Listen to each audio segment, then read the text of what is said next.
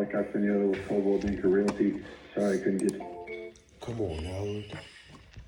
Let's call him again. Double dials, then new single dial.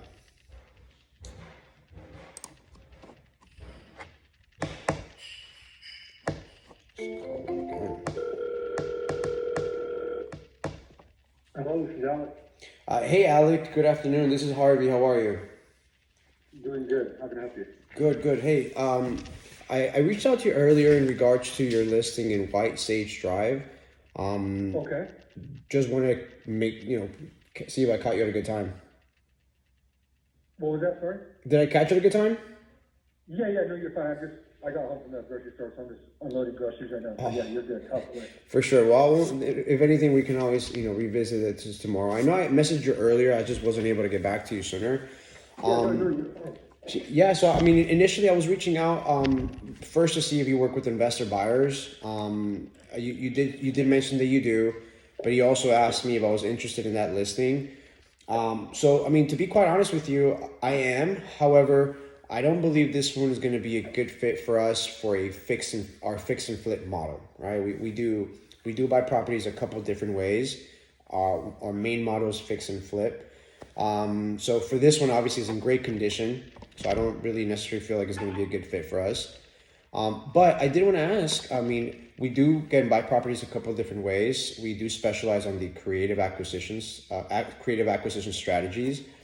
For this one, if we were able to come up closer or even come up to that asking price, have you visited with your client if they'd be open to either a seller carryback, or I don't know if there's a loan in place, but would they be open to a creative offer and we would kind of come up to that asking price? So probably not, only because what they're doing is they're planning to sell this home and then they have a lot of equity in it, and they're planning to just downsize, pay off something smaller in cash and just be mortgage free from here on out. So for these particular sellers, that probably won't work just for that reason.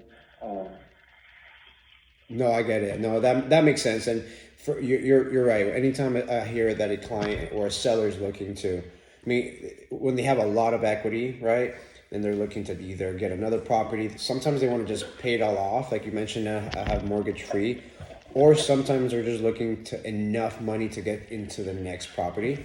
But okay, I figured at least I asked just because it does give us the ability to still pay that price, right? As if it makes sense for your client. Yeah, no, I get it. Yeah, absolutely. Got it, man. Well, let's push this one to the side. And always love for you to keep me in mind, right? If anything changes with this one, we'd love to at least, like I said, we can at least come up to that asking price. It wouldn't be something like we're kind of come in and give you a lowball offer. Right. But I did want to let you know at least a little bit about me and my team. I'm a local investor here. I'm based out of Phoenix, but our main fix and flip business model is over there in Tucson. So my partner's over there in Tucson. We have one property under contract right now. We closed 2 last month. So I wanted to just connect with you, see if you ever come across any, potential investment fix and flip opportunities over there in Tucson. Yeah, absolutely. It's nice to have. Yeah, I really only have one other investor that I kind of have in my back pocket. I would, sorry, I'm just trying to put this back up. You're good, man. Yeah, I would love, to be honest with you, I would love to have more of an investor, function of my business. It's just something that I haven't really found the right match yet, or really put, a good track record together with a certain investor to have that right now.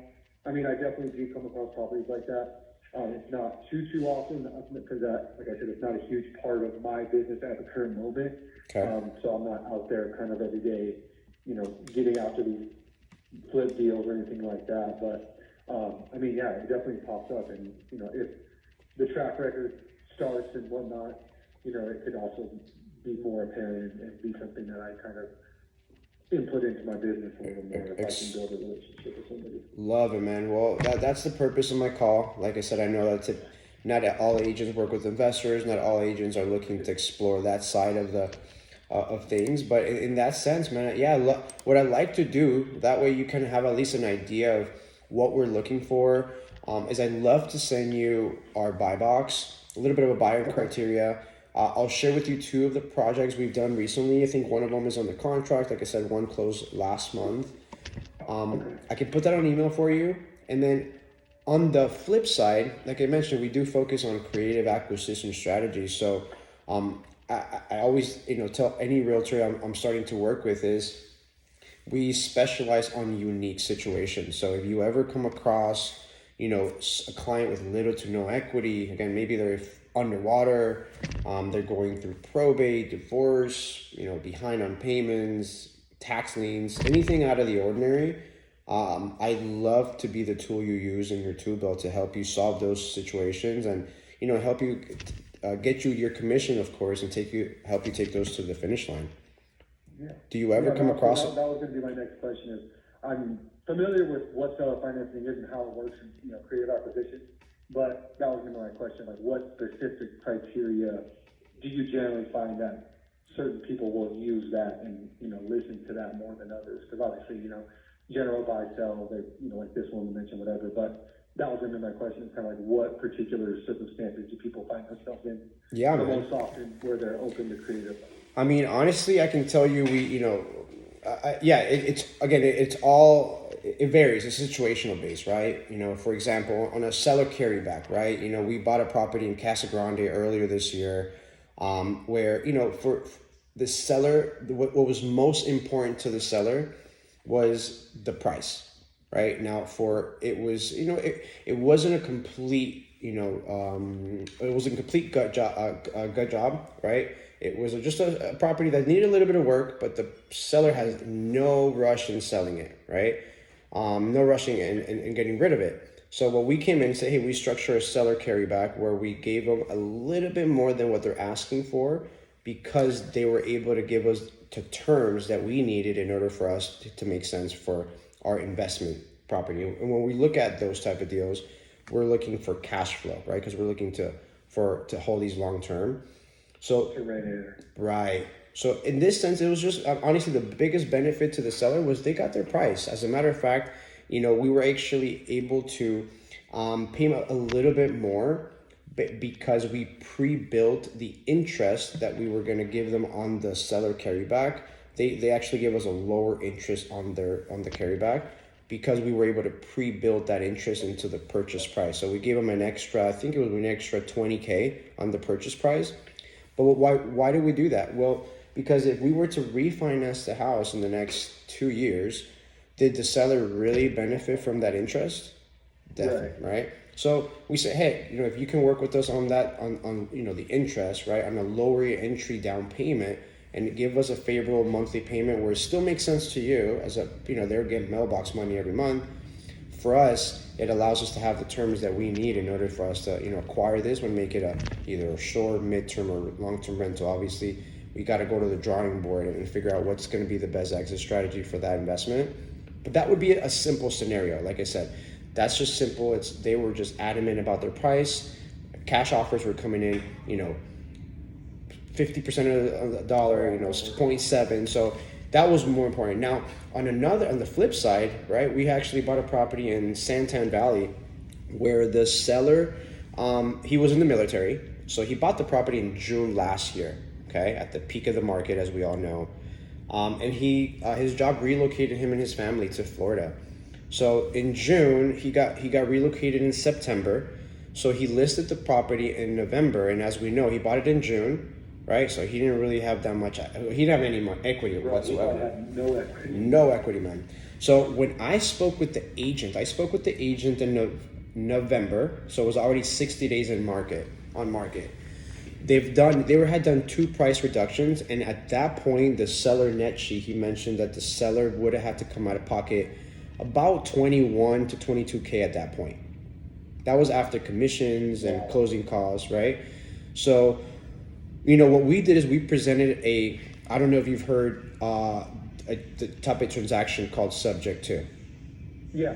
Amazing. Love it, man. So you're considered a unicorn agent in my book, man. Not many agents know of the transaction, but to touch on it, right, how it benefited the seller, even though he didn't accept that offer yet, right, we said, hey, here's what we can do, right? We can take over the monthly payments on that existing loan. We're willing to take care of the agent commissions. We'll take care of the closing costs. And in this scenario, just because the seller was extremely, again, he would have come out of pocket about 22 at that time, we did end up putting $1,500 in the seller's pocket just to make this, again, even though it was a win-win, right? But we didn't want to make it a strong offer in that sense. So he didn't necessarily take the offer, just that he wanted to hang on for a little bit more, which then put him pretty much, again, his mortgage payments were about 27. So about 30 days later, he was pretty much at the mark where he's getting close to that 25K mark if he were to take care of the closing costs and agent commissions. So, we were able to take that. We as investors, we were able to take over a loan that was already in place, right? We don't have to go get a loan to pay off a loan. The only people there that win there are the banks. So what we did is we just took over the monthly payments on that loan. We left the loan in place and in the seller's name. We took care of the full agent commissions and the closing cost, and we saved the seller, $25K, to sell the property, right? So that's, again, just on the flip side from where there's no equity to a seller carryback when they have a lot of equity. So that, just to share with you two brief scenarios of how, our creative structuring, we can potentially help you and your clients if you ever come across anything like that. Quick question. Generally speaking, is there like a certain percent that you put down on the property when you purchase it? Because I do have another listing that I kind of have in mind as we're talking. It's just been sitting for a while. It's a little bit further out on the west side of the town, out by the casino. Seller's pretty strict on price. He's not really wanting to budge too much. And I don't know that they necessarily need their full, equity at closing to do what they want to do.